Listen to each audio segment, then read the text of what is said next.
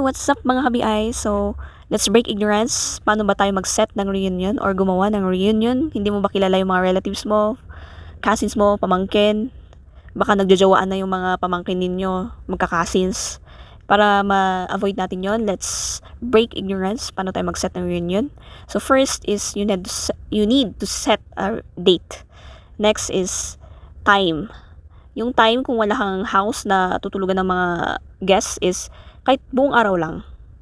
And venue is, kung wala sa bahay ninyo, masikip yung bahay ninyo, may mga halls, gym na pwede ninyong i-hire. Family host, huwag kang maghalala kasi kung ikaw yung family host, pwede kang humingi ng contribution sa mga relatives mo. Kailangan din natin ng program master / host na entertaining and para continuous yung program natin, smooth. And hayon. So, next is, before ka magpa-reunion, syempre mag-research ka muna ng family tree ninyo. Alam mo kung hanggang saan dapat yung reunion ninyo. And then kung anong family. And then magbigay ka ng color coding each family. And then per color, dapat may performance. So, i-text mo na sila, i-chat mo sila. And then dapat may program paper para may lead yung program natin. May mga bagay din tayong kailangang i-prepare, lalo na kung tayo yung family host or sa bahay lang yung program or yung reunion. Is kailangan natin ng mics kung po pwede, dalawa para kung sira yung isa, may isa pang mic. Chairs, name tags na may color coding din.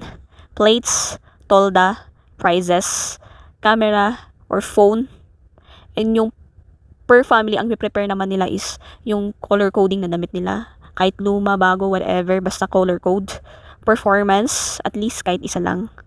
And FB reunion na pwede natin kung saan natin ipopost. Hi! Punta na ako ng reunion namin. Ang location ng family reunion namin is sa La Union kasi doon po yung family host. Maganda ring magpa-games sa huli ng yung hahanapin nila kung magkaano-ano sila, yung magkaibang color na dalawa. So, yun, maganda rin palang maghanda ng tarpaulin na parang ganito para sa reunion. So, sa registration or sa giving tags is doon po kami nagbabayad ng contribution per family. For me, I suggest that the person who will introduce their family is someone who is knowledgeable or has a loud voice and you know that she or he can introduce the family well.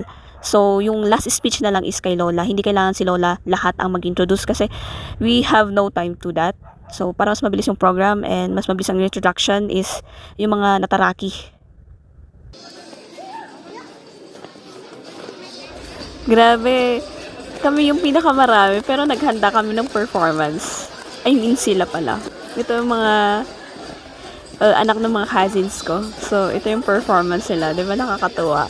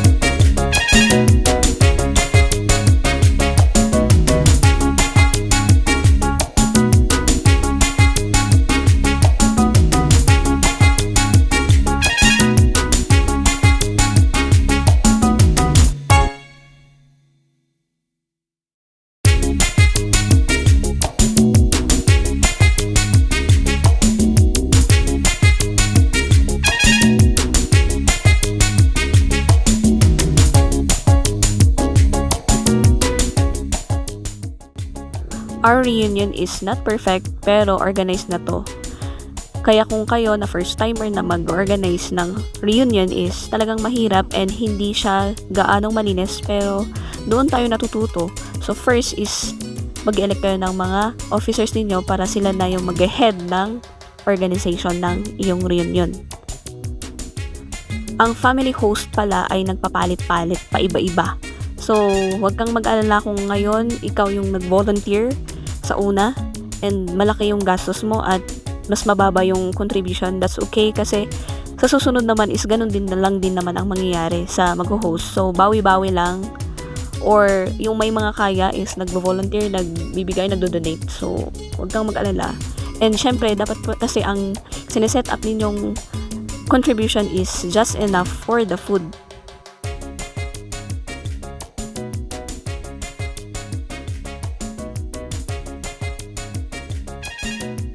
Ang mahirap sa pagsiset ng reunion is may mga lolo tayong may first wife, second wife, third wife. Ang mahirap palalo kung namatay pa yung lolo. So hindi natin mahahanap yung mga second wife, third wife, first wife. So ayun, so don't judge yung mga may second wife, third wife, namatay yung mga asawa nilang mga yun. Hindi yung nag-asawa, may asawa pa, nag-asawa ulit, ganun.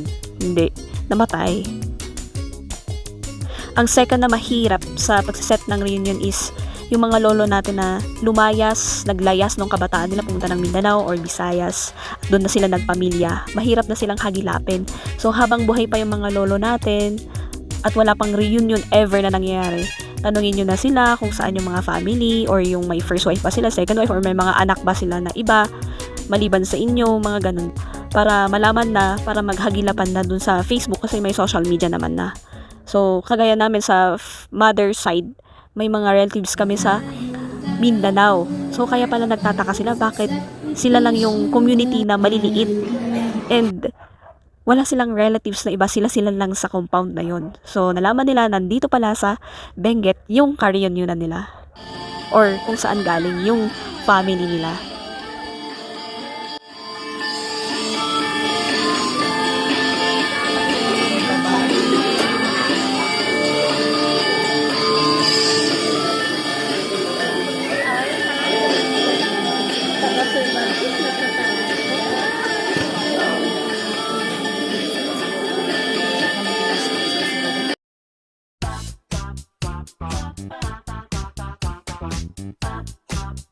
Mahirap at nakaka-stress talaga ang unang reunion mag-set up.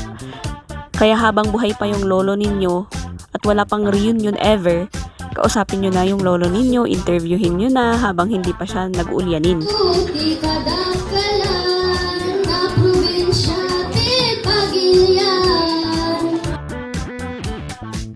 Hanggang third or fourth generation lang sana yung reunion na isi-set up mo sa una. And then, itong mga next generation na is tulungan na lang ninyo mag-set up din ng kanilang reunion in the future.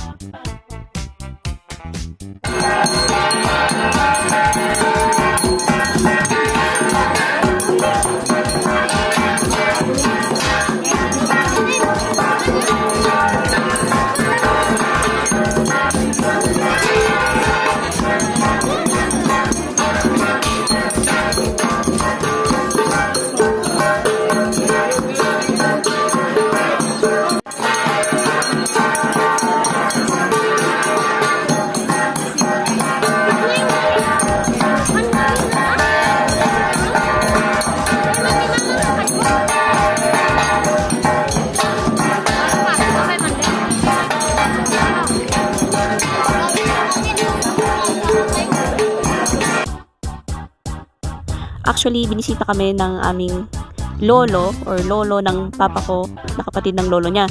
So, mga 4th generation na kami or 3rd. So, pag dadagdagan mo pa siya ng lolo na kapatid, parang masyado nang malawak. Mas magandang focus lang kami kay lolo namin para iisa lang yung reunion. Kasi sobrang lawak na pag pati kapatid ng lolo ng papa ko. Diba?